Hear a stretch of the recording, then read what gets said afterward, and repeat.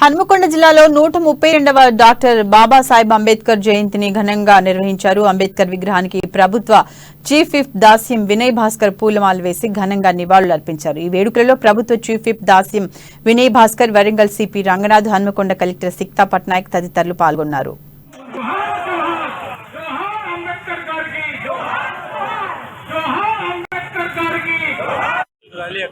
దేశంలో ఎక్కడ లేని విధంగా తెలంగాణ రాష్ట్ర ముఖ్యమంత్రి కేసీఆర్ గారు దేశానికి ఆదర్శంగా నిలిచే విధంగా భారత రాజ్యాంగ నిర్మాత డాక్టర్ బాబాసాహెబ్ అంబేద్కర్ గారి నిలువెత్తు విగ్రహాన్ని 125 ఫీట్ల విగ్రహాన్ని బ్రహ్మాండంగా ప్రపంచం హర్షించే విధంగా అంబేద్కర్ హర్షించే విధంగా దేశ ప్రజలందరూ కూడా అబ్బురమయ్యే విధంగా ఈరోజు